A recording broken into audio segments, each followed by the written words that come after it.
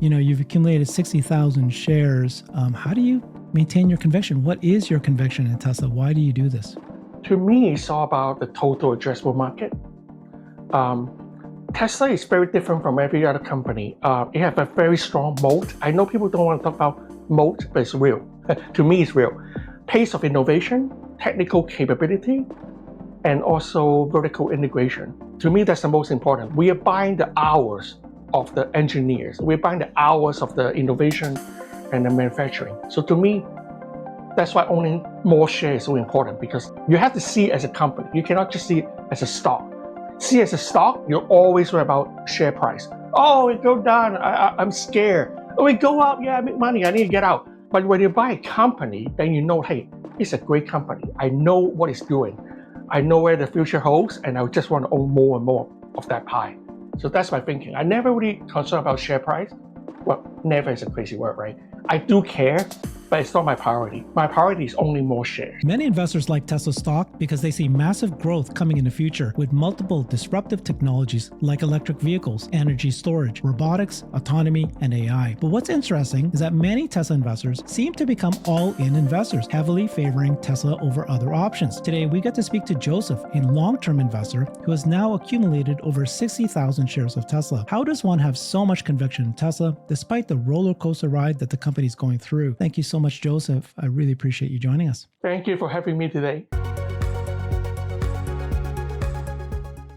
This is exciting for me. I love talking to fellow Tesla investors, but specifically, you are a long-term investor. Well, I think you'll tell your story, not as long as I have been, but you've got a lot of shares of Tesla and a conviction. So let's start with that. You've accumulated 60,000 shares. How do you maintain your conviction? What is your conviction in Tesla? Why do you do this? Similar to you, I start looking into Tesla around year 2012. But unlike you, I don't have the balls to go all in 2012. I don't even have the balls to go into Tesla all in 2018. I'm just going to be honest. I was scared about the company going bankrupt. Yeah. My understanding is if Tesla cannot successfully ramp up Model 3, they may not have a business case to survive. The cash burn rate at that time is pretty high, as you remember. So I really want to wait and see, make sure the company don't have the risk of going bankrupt before I investing in Tesla. So at that time, I decided to put 250,000. My target date to invest in Tesla is, you can call it intuition or you can call it a gut feeling. I want to put in my money before Q3 earning call in 2019. So I decided to put 250,000 from my 401k. All good. Buy it, $228 a share, pre-split. So try to live my life. Yeah, going 250. That's enough. I have trouble going to sleep. Like, dude, how many times I have missed 10x opportunity time and time again?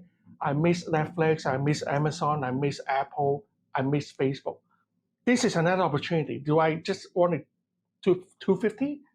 Even if the 10x is 2.5, it's a big number, but it's not life-changing number.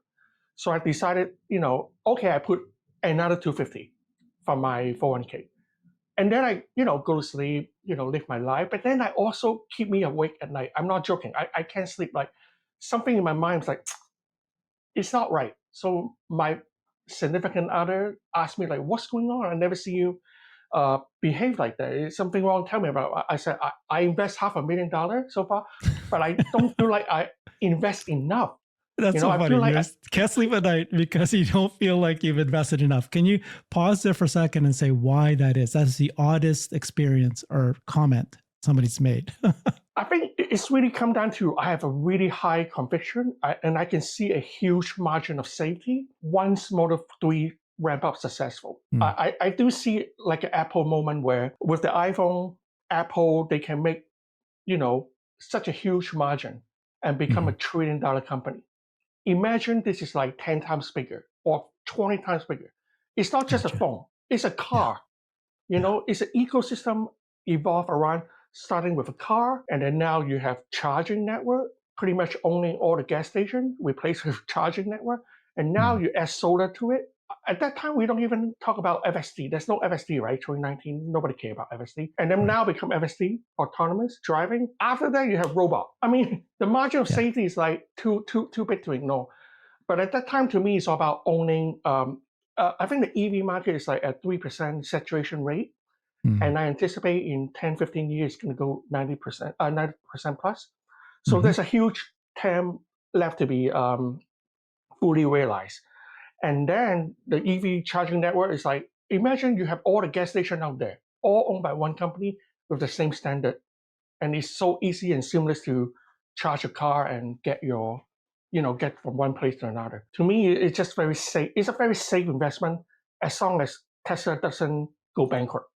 So Hmm. I want to make sure I have that my worry covered, like not going to bankrupt, and then I can go all in. But once I go all in, I find out even $500,000 doesn't make me feel enough. I want to be like really maximize the opportunity.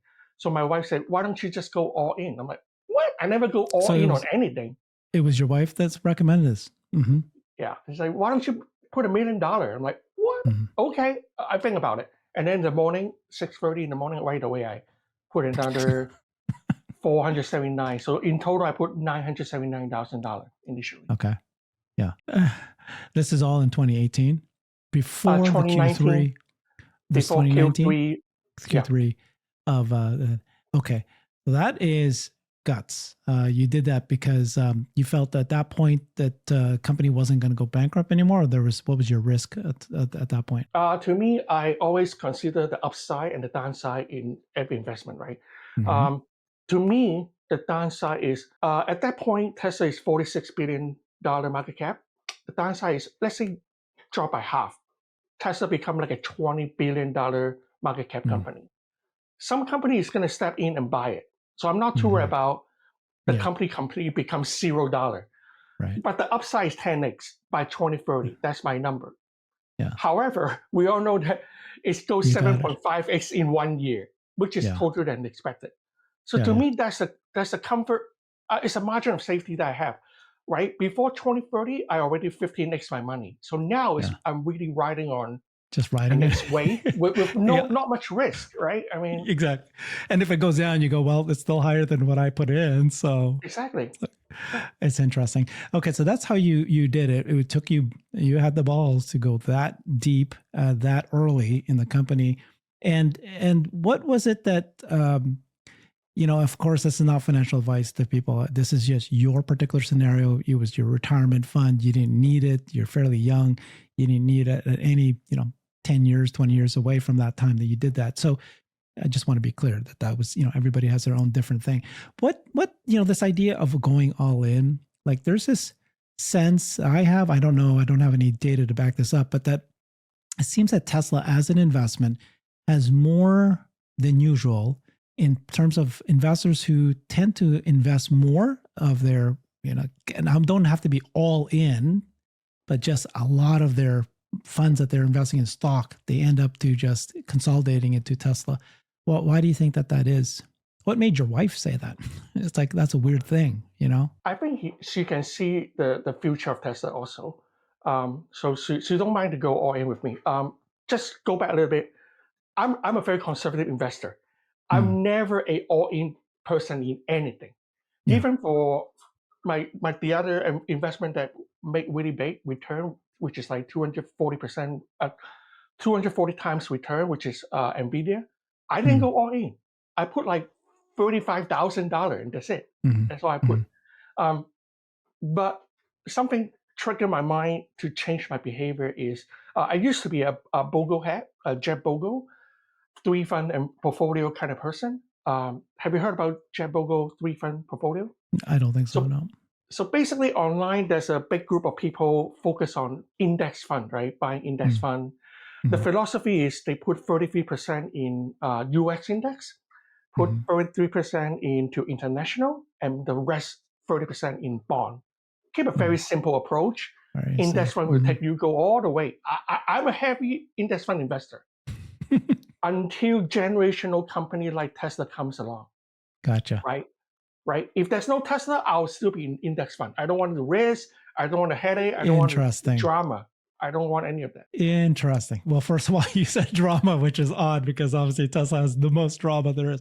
But okay, gotcha. So what made you think, when you said that Tesla is a generational company, that means to me that you've discovered this company that you feel comes only once in a generation. There's only a few of them, handful of them that come. And when you see something that's different than a lot of the other stocks that you saw, so you go, okay, I'm going to get out of my conservative. What makes you think that Tesla is a generational company? To me, it's all about the total addressable market. Mm-hmm. Tesla is very different from every other company. It has a very strong moat. I know people don't want to talk about moat, but it's real. To me, it's real. Pace of innovation, technical capability, and also vertical integration. So I used to work at Max 7. I talked to you about that, Herbert. Even in my previous company, Max 7 software company, so great, such a huge company. A lot of times they're missing important things like vertical integration. They buy from third party. They cannot completely profit from all the margin because they outsource it. They have technical capability, but they not always been able to execute the way they want because of company structure, internal barrier, internal politics. But Tesla, from what I see from my friend who worked there, or from interview that I listened to, they work differently. They have people internally like they really focus on the mission. They care about the mission, and they don't mind to die for the like literally like die for the company, right? Right. Dive in, work 24/7, get the Right. stuff done, accomplish a mission. Not every company, not every employee is behaving like that, but Tesla employees are. So to me, that's the most important thing. We're not just investing in a company with a name or slogan. We're investing in the actual employee and their productivity. And you can see how relentlessly hardworking, breaking all the rules, be a rule breaker in their own field of competency. To me, that's the most important. We are buying the hours of the engineers. We're buying the hours of the innovation and the manufacturing. So to me, that's why owning more shares is so important because you have to see it as a company. You cannot just see it as a stock. See it as a stock, you're always worried about share price. Oh, it go down. I'm scared. Oh, it go up. Yeah, I make money. I need to get out. But when you buy a company, then you know, hey, it's a great company. I know what it's doing. I know where the future holds, and I just want to own more and more of that pie. So that's my thinking. I never really concerned about share price. Well, never is a crazy word, right? I do care, but it's not my priority. My priority is only more shares. Okay. I need to get more shares. So what is your time frame? I know you said that is it all in your retirement fund? Mostly my 401k, but I do have $2 or $3 million in just regular brokerage for Okay, Tesla. gotcha. Yeah. So what's your time frame for this? Like, it sounds like from me that this is not something you need for your daily, use of it. Right? This is something you're gonna. What's your time frame? Herbert, can I be honest with you? Whenever I own a company, I don't have a time frame. I don't have a timeline to like, hey, it's 2030, I'm selling. No, I don't. I don't work that way. My time to buy is when the company's full potential is not yet realized. Then it's time to buy. The time to sell, hopefully, is never, because I only sell when the company is no longer execute according to the way I want it to execute. It's no longer in the right track. It's not, fall through the crack. It's, distracted, no longer growing. Then I sell the company. I don't see it anytime soon. Tesla is still growing. We haven't even started the robotic revolution yet. So I have no timeline to sell. The best time to sell is never, to me. Yeah, I feel the same way as you. I just wanted to point out that there's different kinds of investors and different kinds of investors in Tesla. And oftentimes when you say, hey, are you investing in Tesla? Yeah, so am I. But you're totally different people. Some people you find out when you talk to them, well, they're only here because they see this stock, they think it's going to go up, and they need the money in a year. Maybe you shouldn't invest in Tesla. It's a roller coaster. But totally different than you and me. We're long-term investors. We don't necessarily need it in the next several years. and we're not worried about it. That's just, a lot of people are very worried about the stock price, and because they have a different situation. You said that one of the reasons you wanted to come on is you felt like it's important that investors are just aware that there's somebody like you who has got the conviction and is willing to go through the drama that's going through. I want to talk to you more about the drama, but just tell me about what you meant by that. Well, in order to have conviction, you must have skin in the game. You Mm-hmm. must tell other people, hey, you must have strong conviction. At the same time, you have to understand, I'm taking the same risk as everybody else. Mm-hmm. When the stock go down like 20% or 50%, I also worry about, hey, am I going to lose it all? Am I going to not having enough money for Like my when it went family? down to $100, what did you feel? And people were talking at that point, it's going to go down to 70 and 50 at that time. Remember that? I do. 3 At that years time, ago. to be honest, I choose not to open the portfolio. Exactly. Yeah. What's the I'm, point? Yeah. yeah, I choose not to open it and scare myself. My goal is not to scare myself by looking at the number. I do sell a little cover call on the side, so I only do my cover call and then close the portfolio. Mm-hmm. But my point is, try not to focus on share price. Try to focus on every time you own a company, you must see yourself as an owner of the company. Mm-hmm. I'm the owner of the company. Just because Trump has done something to cause the tariff or trade war, I'm selling a company. No owner of the company will sell a company just because there's a tariff in place. So you must see yourself I see myself as an owner of a company.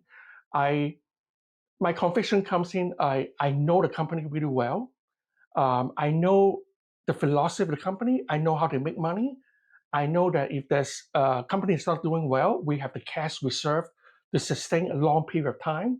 It's going to come back and come back stronger than the competitors. So once I have all this information, all I have to do is like, hey, I know Tesla, the chance of it to go bankrupt is really low. So Mm-hmm. the question is, how high can it be? Is it 10 years from now, let's say 2035, is it going to be around, the same price or likely to be double? If it's double, great. I already, way ahead of the game. So let's say it's not double. It's around the same. It's still not going to kill me. I'm still have enough money to survive for the rest of my Yep. life. So the downside is very limited, but the upside is tremendous. So I just wanted Gotcha. people to know, when you buy, please make sure you think yourself as a owner of a company, not just a trader. What do you say to the people that are saying, okay, well, Tesla today, the earnings is flat, if not going down. Tesla's still an auto company. And so it's, not to invest today, wait until it's starting to see growth and the actual earnings being impacted. How do you respond to that kind of analysis? I think it's fine. If you're willing to Mm-hmm. leave some chips off the table and do it later, it's fine. It's totally fine. I mean, like me, you invest in 2012. I invest in 2019. I mean, there's a period of time where Tesla, I think, double in that time frame. So I missed Yeah. one double, which is fine. It tripled Even in people, 2012 to 13. And then it stayed okay, flat from 2013 all the way to 2017, 18. Yeah. exactly. I mean, not everyone have to buy Yeah. Walmart at IPO. They Right. can buy Walmart 10 years later and still make like crazy money. It's And look fine. at Warren Buffett and Apple. I mean, they bought really late, 2012. It's like super late, and yet they made hundreds of billions of dollars. So Yeah, it's totally fine. If you feel like you don't want to get in the game until um, the use case, the business case is proven, it's fine. As long as your strategy, your philosophy, consistent throughout your career journey. You cannot flip flop, because every time you flip flop, you're gonna miss out. Like time in the market. So I don't flip flop. Every time I see that it's a 10x opportunity, I buy a little bit, and then when I see the price is really good, then I go kind of big. yeah, you just keep buying as much as you can. You keep accumulating when you can.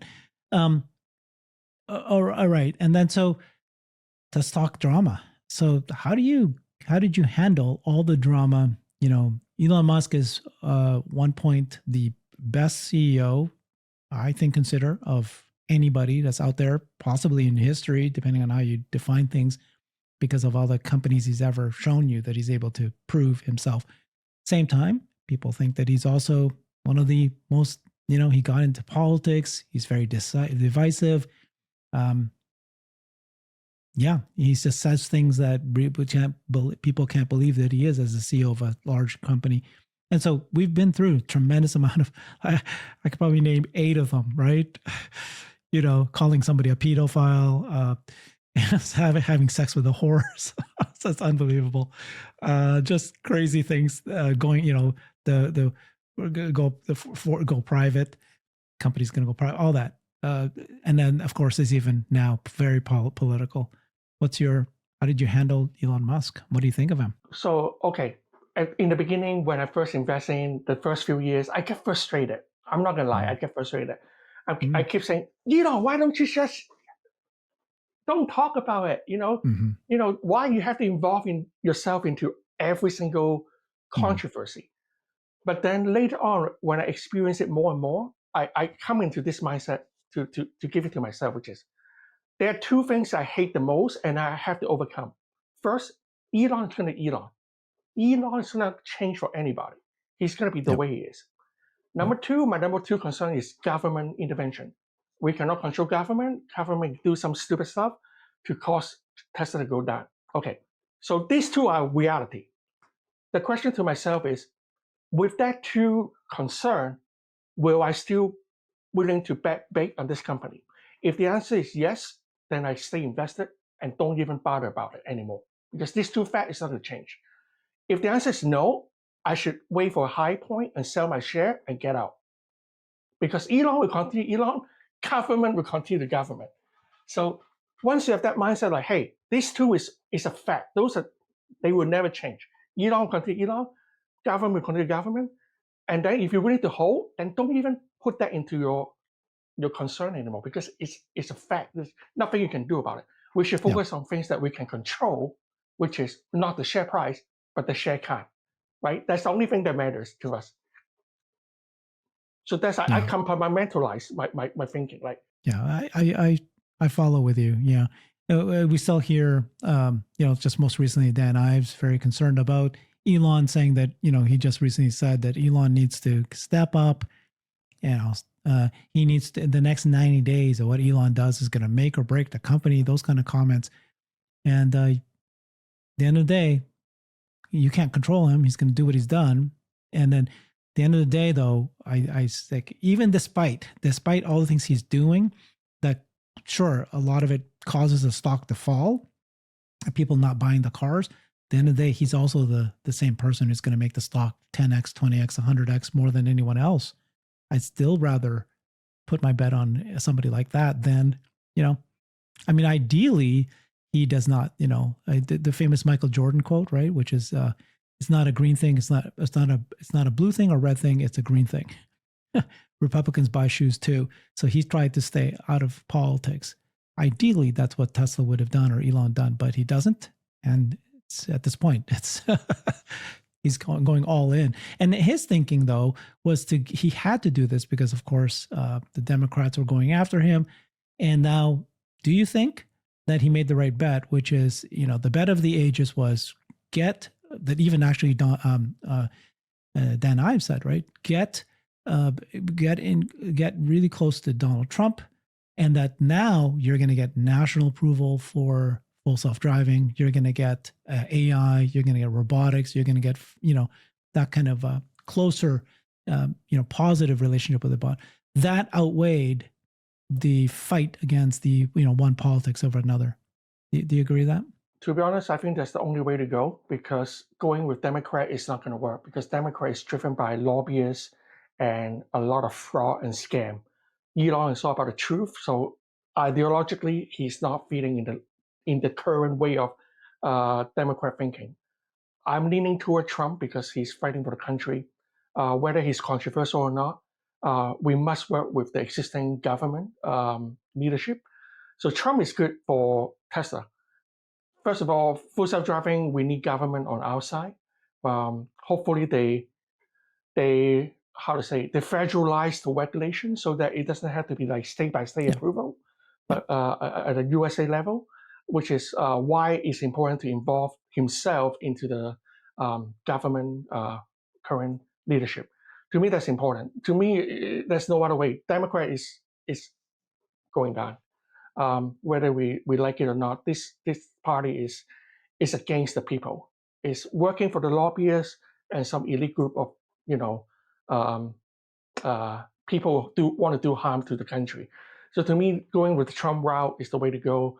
Um, so I'm very happy about it. Back to Dan Ives. Everybody got emotional from time to time, especially when the stock go down like 20, 30% in a week or two. I understand that. He got emotional too. He can say stuff that he may not mean what he say. We all give him a benefit of the doubt. So for me nowadays, when I see something I don't feel happy about, like hey, you don't do something or Trump did something, somebody say anything, I usually would just keep my mouth shut for 1 or 2 days, calm myself down, and look at the big picture. Whatever they're doing, is it for the betterment of the company, or is it some kind of emotional outlet? Just forget about it. Things people say in that particular time, it's just an emotional expression. There's no long-term effect to the company. The long-term effect of the company is productivity and the product and the service. All these are really noises. So if you listen to Peter Lynch, he always teaches us your job as an investor is to filter out all the noise. And ultimately, it's all come down to one thing: future earning of the company.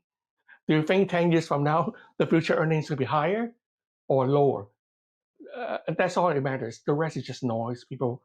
More people hate Elon Musk or Tesla. At the same time, a bunch of people love it because of it.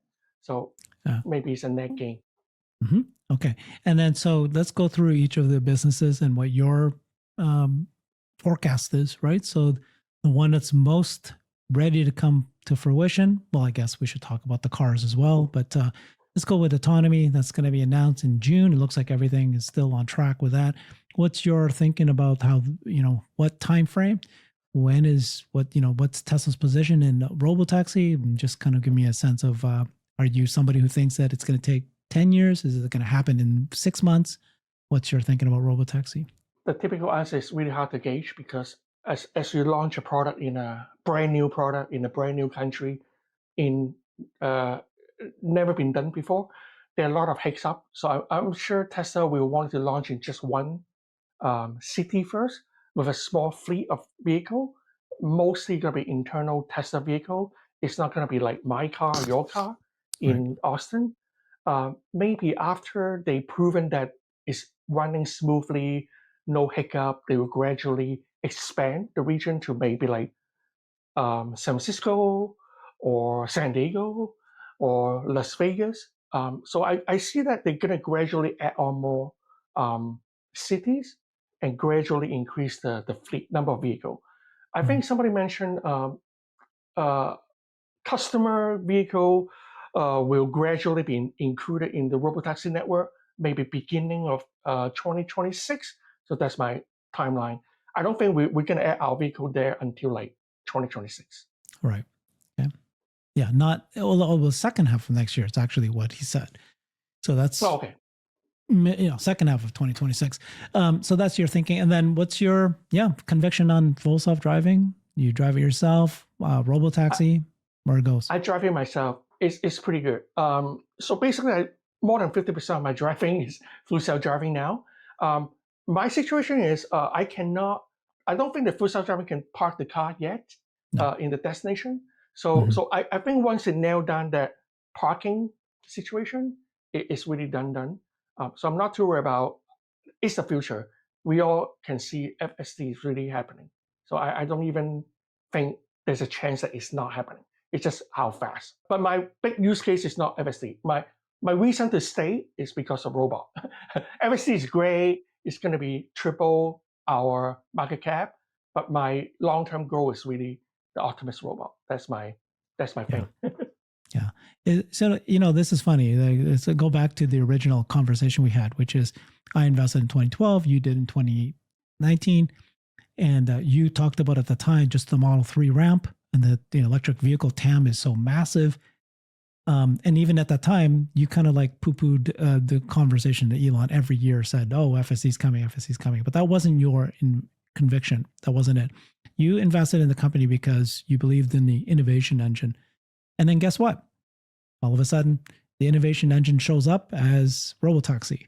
All of a sudden, engine comes up and says, "Oh, we're doing robots now," which is Exactly. like the single largest market that wasn't even part of the Tesla conversation till just 2-3 years ago. And then, oh, we're going to do data centers and AI, the largest data centers and AI in the world. People don't even realize this, but in about a year, we're probably going to have Tesla announce yet another new business. It's like as Exactly. if these are the only businesses. That's not what happens. They will announce yet a new business, and all of a sudden we're going to be talking about that one. Like I But told you, right? It's not about a specific product. It's yeah, not about a specific service. It's about you buying the most capable people and their time. Whatever they do, whatever product or service they do, you're buying the time to create a bunch of high value product and services. So to me, it's like, okay, it's all good. yeah, and it's the largest TAM. I agree with that one, which is invest in a company that's addressing the largest TAM. If they have even a small percentage chance that they might win a certain market share in a largest TAM, so to go down that list, right? It turns out that the largest TAM is labor, so that's robots. Then, of course, there's AI. At least we're one of the major players. Imagine if Tesla wasn't even playing in that space, and it turns out that real world AI is a very leadership in that space. Then they're doing energy, which is like one of the top markets out there, and then of course robotaxi and these kind of things. So and then EVs, like vehicles, right? The only thing they're missing is pharmaceuticals. If they do pharmaceuticals, you're hitting the top big ones. Um, You never know. yeah, but tell me about so okay, that's autonomy. What you're thinking about humanoid robots? You kind of mentioned that is now your thing, that you think it's going to be the biggest thing.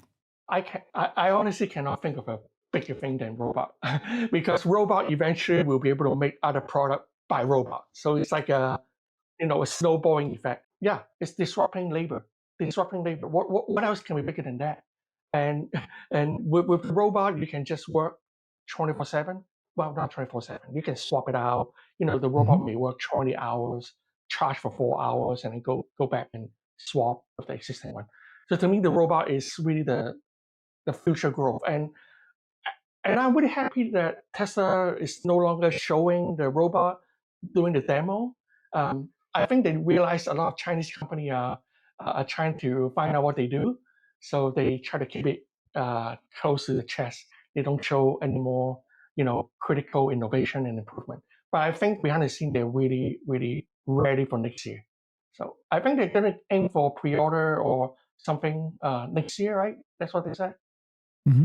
Yeah. Customer internal employee first. So to me, that's a timeline I'm working on, which No. is like Yeah. 2026. Just to clarify, I think when he said that internal employees first, that's something that could happen way in the future. But that he did say that they will sell it to probably other businesses next year. I don't expect them to sell it to employees or give it to employees until many years away. When you hear something like Elon saying things, when he says something like, we're going to launch robotaxi in June. Of course, prior to that, he said we're going to have, I would be shocked if we didn't have a robotaxi by the end of the year next year. He's been saying that every year, but finally said it's in June, and then now he's saying we're going to have 5,000 robots this year. Do you believe him? How do you manage it when you hear something that Elon says? I do believe in because eventually you need a bunch of robots to train and get more skill set so that you actually can launch in the years to come. So the more robot they can make, the more they can train the robot. So I anticipate they say they have like 12,000 component ready, but they probably can make 5,000, which is great. Mhm. Still a bigger number than I anticipate. I anticipate by end of this year maybe like 1,000. So 5,000 is already exceed my expectation. So the more the better. And I do see that based on the number of opening they're hiring in the open position, I do see that a lot of them are preparing for manufacturing. So you product manager, I program manager, we know that they're not going to hire production operational people until the release candidate or the pilot robot is in a decent enough shape to ramp. So to me, that's a good indicator that things are going the right track. Yeah, that's a good point. So basically, he says something, and then you might go, okay, maybe. But then we watch for signs, and one of the signs is, are they hiring people? Does it look like that they're heading in that the right direction? And so far, lots of good signs. Because a lot of people just discount him automatically. They think he's just a talker. This is all just crap. That's what the Tesla Q would say, right? Oh, here he is again. Wait until we get it. And then, well, guess what? This year, it's kind of funny, isn't it? This is the year that we actually have the Tesla Semi. Now, yes, it was many years delayed. You're right. But it's now going scale this year. We finally have the Cybertruck. This was a product everybody said was impossible, won't ever happen. Same thing with a Semi. Remember Bill Gates saying that's an impossible vehicle. It's all talk, all vision. Well, it's actually going scale now. Then you've got energy. You've got 4680s, another one, right? That was another one, which is, they did a big presentation. It was many years late, but now they resolved it. Maybe we're going to hear the same thing about Dojo, right? That's what we're starting to hear more and more of. That Dojo is actually going to turn around and become successful. And then, of course, the bot and AI. So, everything seems to, this is the year. The only one that hasn't come, and I'll give it to people, is Roadster. But in just a few last few weeks, did you notice that Elon is actually following a bunch of these F1 race car drivers? Yes, but I did not connect the dots there. No, I don't know. I didn't Why would you that. hire an F1 race car driver? I think they're gonna, Max Verstappen will be the one to drive a Roadster. I don't know. I'm the only one that's connected the dots, and I might be way too large, but I think that that's what associated with. I actually personally think that the Roadster won't happen this year. It's going to be next year, longer, but that's the only one I think that was been long promised, hasn't arrived. So. Well, secretly, I'm hoping for the van. I really want to see the van, which is like 7+ passenger vehicle. That's a big market for a Sprinter, Mercedes Sprinter. To me, Yeah. I want that. You want personally the Robovan, even the way it looks. You want for that? camper, for RV camping. Yeah. So tell me about your background a little bit. That you're a software guy, and then you said that you're investing in ETFs, but you're a tech guy, so you're already kind of been following. But you said you invested in Nvidia, you invested in Tesla. How do you, as a tech guy, how did you start investing? So I started out as a software engineer, then gradually promoted to be a team lead, team manager, and then eventually program manager. Always work for big tech, so I know the secret within the big tech industry, which is like all the inefficiency, all the internal barrier, all the internal politics that slow things down. I don't Mm-hmm. see any of that in Tesla. That's the main reason I invest in Tesla. As I mentioned at the beginning, I'm an index fund kind of guy. I don't want to take on extra risk unless the risk is worth taking, meaning company that's so great, so generational compared to anything out there that you must think twice about, hey, is it worth to take a little bit leap of faith and take on a little bit more risk, but for a promise or for a hope of a huge return. So a company like Apple, I purchased it, but I make one stupid mistake, which is selling too soon. And then I also invested in Nvidia. I did not make the same mistake. I still holding until today, so I have about 240 times return. However, Mm-hmm. I make another mistake, which is I don't invest enough, right? So third time comes along. I want to make sure I invest a long term. I want to make sure I invest with a significant amount of capital. So that's why Tesla comes along. For third time, I put quite a lot of money in it, and I'm going to hold for the longest time. Um, when I coming from a tech background, one thing I notice is great company that be able to generate huge return and last a long time and keep growing are those company making consumer facing product with a Mm-hmm. high perceived value, right? Nvidia, one of them, Apple's another, Tesla's another. Also, software-based is also very high revenue. So right now, Tesla is doing cars, but in the future, they're going to do FSD, going to sell robot, and they're going to sell robot-specific subscription service, or you can buy additional skill set for $2,000, right? There are a bunch of software revenue opportunity for the robot. Also, I enjoy buying company that is owner run or founder run. In this case, Jensen for NVIDIA, Steve Jobs for Apple, and Elon Musk for Tesla.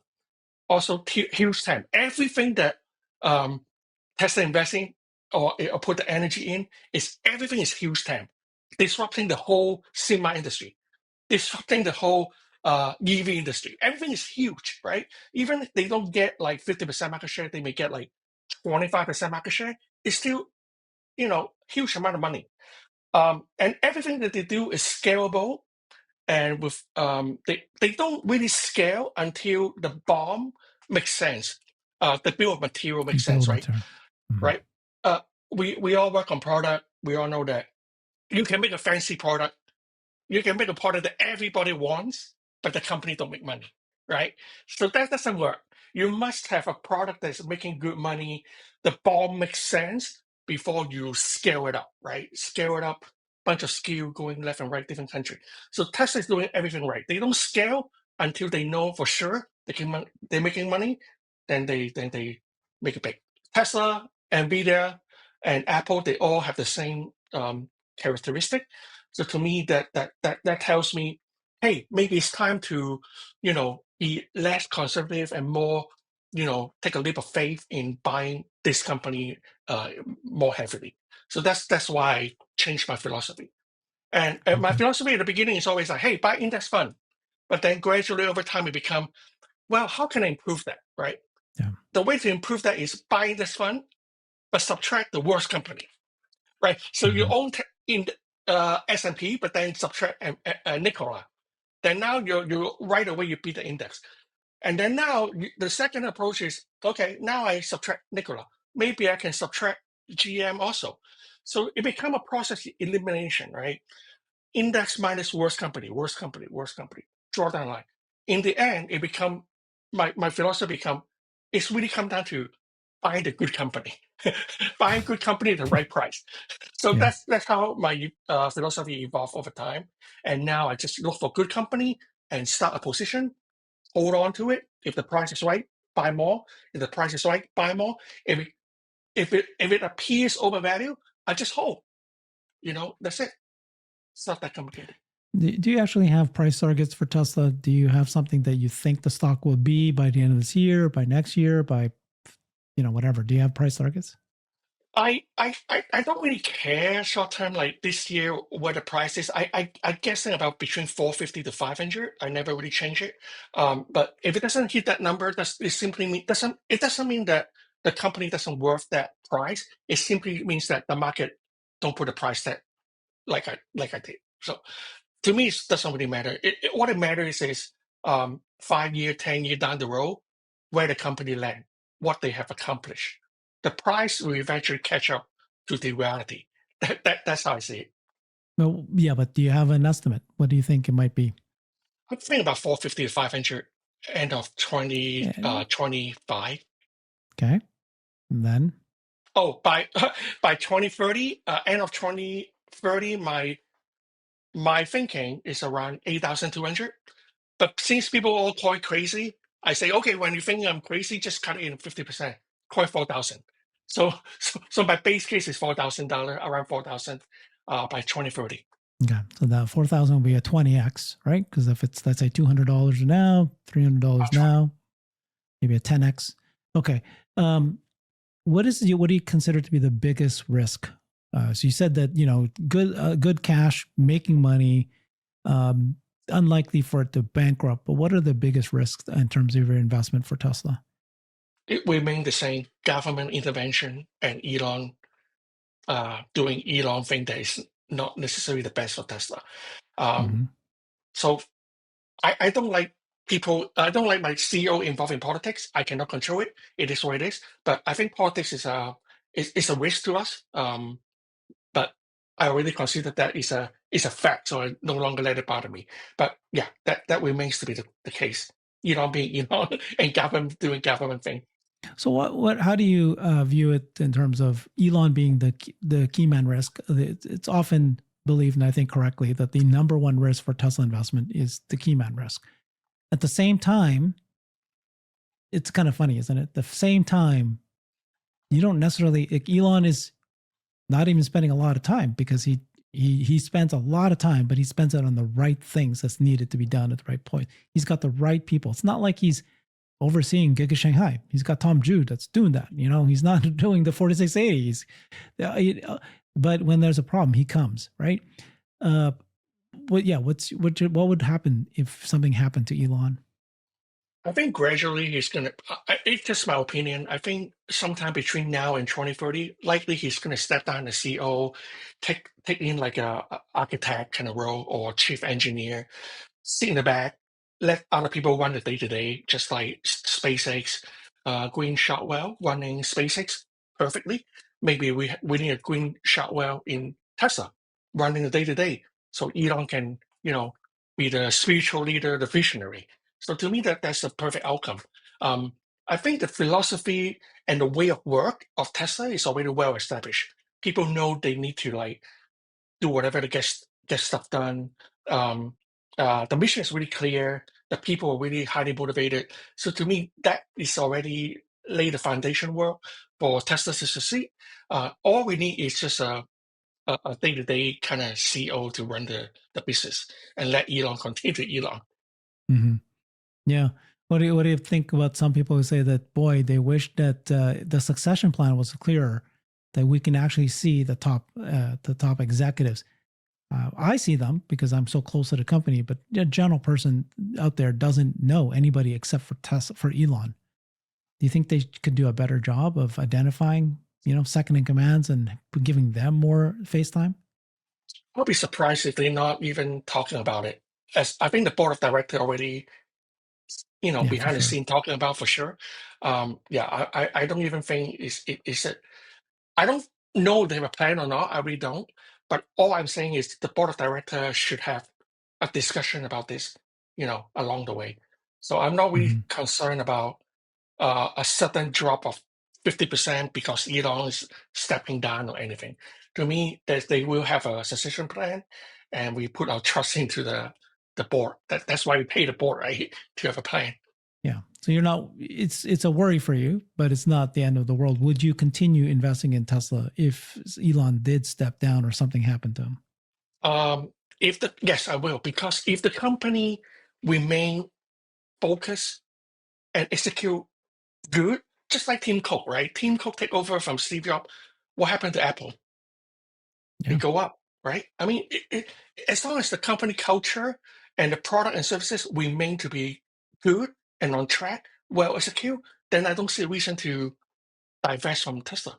What you're thinking about XAI, and should Tesla invest in XAI? XAI just merged with X. That was good. And then whether or not, what's the plan here? Where do you think Tesla's relationship with XAI? To be honest, selfishly, of course, I want Tesla to own XAI, selfishly, right? But at the same time, you have to remember what Elon mentioned. Um, as an XAI employee, do they want to be part of Tesla because of the stock option and the potential return on investment of their own time and effort? I don't know. Selfishly, I do want it, but I don't know how it will play out. But what I'm looking forward to is the Tesla vehicle will definitely take advantage of the cluster, the AI being built, the knowledge, the know-how uh, from XAI. So there are a lot of if you read the book from Watterson, Walter Isaacson. Isaacson, yeah, Yeah. he mentioned that there are a lot of synergy behind the scene between XAI, X, and Tesla employee. It Hmm. basically work without border, just working very Yeah. closely together. So that's Yeah. the synergy we never talk about, which is like, you get a bunch of expertise and knowledge and technology. You don't even have to pay for it because they interchange within the Musk industry. So, Mm. so whether we own a share of XAI, if it does, great. If it doesn't, we're still getting the knowledge and technology behind the scene from them. Okay. So you and I are both bulls, and I'm sure a lot of the viewers here are bulls. Are we missing something? Like, what is the argument that Tesla Q have that is valid that we're not seeing? Uh, this company's flat. It's been flat for 4 years. 4 years, it's been flat. Are we, ridiculous? Were we dumb? You could have taken that money, invested it somewhere else. Coming back now, are we missing something? Well, remember along the way, right? going back from 2019 when I first make my 20% return, and then 30% return, 40% return, 50% return, 100x return. Along the way, every short or every Tesla Q will say, it's time to sell. You should lock in your profit, right? I can hear that 20 times a day, Yeah, right? yeah. Right? People don't just say it when the stock at 414. People don't just say it when the stock at 488. They say along the way, 150, 200, 250, you name it. I hear it every day. The point is, none of us can time the market. If any of us can time the market, I'll be a multi-billionaire. So the fact is, we should forget about trying to time the market and try to focus on gaining more share, be able to buy a good company and get a bigger pie. So I don't really spend time worry about what Tesla Q think, because after all, they think that Tesla is just an auto company. If it's just an auto company and I agree to them, then when the auto company 10x, I should sell my stock and move on. There's no point to stay, right? I already 10x my money. Why am I still staying? It's because I believe there are additional product and services that justify the current valuation. The FST is real. The robotaxi to me is real. It's coming. I mean, it's still saying June, right? And then the robot. I mean, think about it. If they make 5,000 robot, or okay, next year, 50,000 robot, do you think it's going to be like no one buy it? Or you think it's going to be sold out? I think it's going to be sold out. Let's say they sell it. It's going to be sold out, right? So the question becomes, there's not enough supply. It's not about demand. It's not about supply. It's about how many robot Tesla can build. Every single robot will be sold. Imagine you have the first generation of humanoid robot. Who wouldn't want one? Who wouldn't want? I want one, right? Everybody want one. So the demand is already there. It's just about execution. To me, right now, it's all about execution.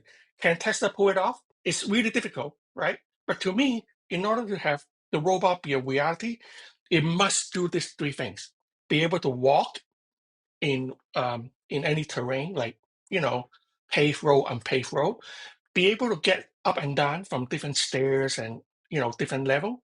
And the third, the hands has to be highly capable to do real work, to maneuver and things, objects. Once you have these three things, you can deploy a robot and do basic work. Right there, you're already creating value. So the question becomes how much value? The total value is total number of neighbor out there, right? We have a lot of margin of safety in this business. That's what I'm saying. Like, I don't understand why people don't see it. I mean, they can always see that the glass is half empty, but I'm not those guys. I see it the glass is always half full. And most likely we're gonna get more water add to the cup also. So that's just me. I always think positive, and based on the history of Tesla, they may be late, but they always deliver. So that's good. Yeah, that's so far, right? That's what the conviction is that you're betting on a company that seems to be delivering, as I mentioned earlier. And now we'll see what happens with the humanoid bots, but it's so big. That's One more point, Herbert. Good company always appear expensive at all times. mm-hmm. I have never Yeah. seen a company or Amazon at that time. $350. Yes. That's crazy I remember. price. Who's I gonna remember. buy a bookstore online? You have to sell Yes. books Yes. from Mars to Earth before you Yes. can justify the I remember value. those. Yeah. People used to say that. As Amazon.bomb, the PE ratio was 170 at one point. I personally bought some, but then I didn't buy more because again, that spooked me, right? But again, it's like what are you doing? You're buying in an innovation company. Did you believe in Yes, them? exactly. And they executed and they showed what happened, and now we know. So you see that it's a generational company. You started off by saying that. What would make you change your mind? What would make you start realizing maybe this isn't what I had expected it to be? What would have to happen? If I see a situation where the robot is not a reality, then I will probably sell my stock. My right now my thesis is heavily invested because of Optimus robot being a reality. If I see that that's not a feasible case, meaning they cannot provide value and do real work, then I'm not going to be investing. I will not be investing in Tesla. Yeah, because that's the one you think can not only 10x it, maybe 20x the company at this high price point. We're talking now the company's close to $1 trillion, $700 billion. So for it to really go, you got to see a 10x. It's got to go. It's got to go bigger than any other company in the world. The bot will take us there. Mhm. AI data warehouses could take us there, but everything else may double it. You know, um, yeah. You know what would make me? I've answered this question a few times before.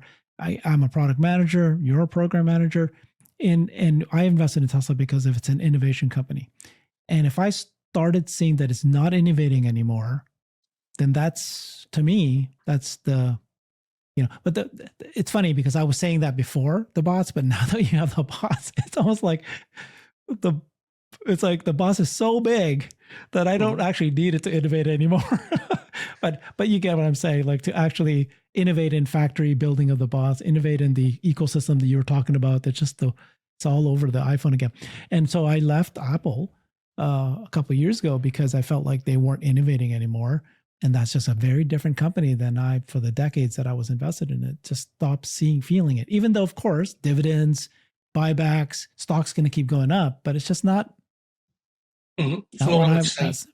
It's not what I'm interested in. It become a value investor versus being an innovation game growth investor, which I'm looking for the 10x. So I keep saying today, Apple will double, and they're already a $4 trillion company. So they're going to double. They're going to grow. They're going to do very well, fine, but they're not going to 10x until I hear what is their AI play. And Mhm. right now they don't have an AI play, and they failed in the car. They look like that they're struggling with the AR goggles. So until we start showing me again, that they're actually innovating. Let's say they got to get into bots. They're a little late, but maybe they can pull something out of the hat. Then we'll look at them. But right now, it's not looking good for those guys. They'll double, So they'll double, yeah, but they're not I going to mean, 10x. I say, yeah, you're a product manager and program manager, right? We talk about product development all the time. So unless you're internal employee looking at those, attending the meeting or listening to leadership internally, it's hard to gauge whether they are off the cliff when it comes to innovation. It's really hard, honestly, mm-hmm, as mm-hmm, external, really hard. But the way we can see that is by looking at the product roadmap and how well they execute according to what they tell us they're going to do, right? right. So they think about the iPhone before USB-C. They have Lightning. How many years they Mm-hmm, have stuck with Lightning? 5 years. mm-hmm, What's the reason? Well, sourcing. I mean, it's a bunch of stupid reason. Like it's not about mm-hmm. innovation. It's about saving money, or they log into a second source component at a good price. They miss the mark big time. So you can gauge the product readiness and product innovation by seeing internally how the company, the culture, whether it change or not. So far, it's still full speed ahead to me in Tesla. So Tesla. Yeah. yeah, Yeah. So even though they're late, but they're late because they're innovation, that's yeah. pretty impressive. I mean, we're talking about 4680 batteries and what car companies, it's like, in reinventing the battery. That's amazing. That's great. Um, yeah. What's the next big thing for Tesla? If it after you said bots will create other products, do you think they're going to get into some sort of AI? Do you think they'll get into energy? I Like think. when I say energy, I'm referring to fusion energy or something like Oh, that, or okay. quantum computing or something like that. To be honest with you, I think the robot to me is so big. It have decades to run. Mhm. Once you have the Optimus robot, you have to talk about additional skill set you can buy or subscribe to. You're Mhm. gonna have interchangeable component. Maybe you can take your hands off and change Mhm. it to a drill, or we haven't even talked about domestic servant robot, right? Robot that actually you can buy and put in your house to do a housework. That's gonna be like 2040, 2050. And then you have robot that specialize in high level skill set, like a surgeon or a rescue, you know, uh, rescue robot. There's so many things the robot can disrupt.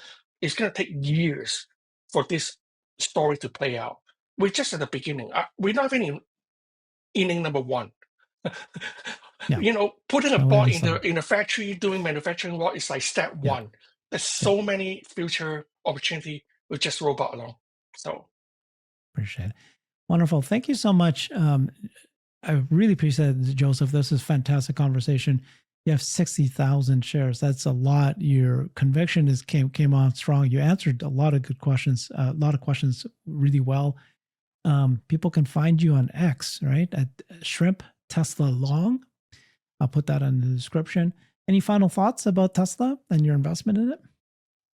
The last thing I want to say is stay strong, stay healthy. It's not always about money. Investing is a journey, and keep it fun, keep it lighthearted. That's how you're able to play a long game. So sometimes really hard with Tesla. It's really hard. Come on. But think Most about it. If controversial. you can survive Tesla, you can survive every other company. Ups and downs, political, like there's drama every day, Yeah. but it's also very, very fun. That's Yeah. and then again, from my perspective, I'm invested in it because of the business and the product, and it's the greatest businesses and the products. The business model is fascinating to me, how brilliant they are. The products are like hitting the largest markets, and what's bigger than robots, but bigger than autonomy. Anyways, you and I feel the same way. I appreciate you. I hope people enjoyed that. And really, I do think that lots of investors, especially now, need to hear your message. And I appreciate that very much. Thank you. Thank you, Joseph. Thanks, everybody. Bye-bye. See you later. I've created a website that is the most comprehensive resource for the Tesla investor. Please check it out. Simply go to my website at herbertong.com.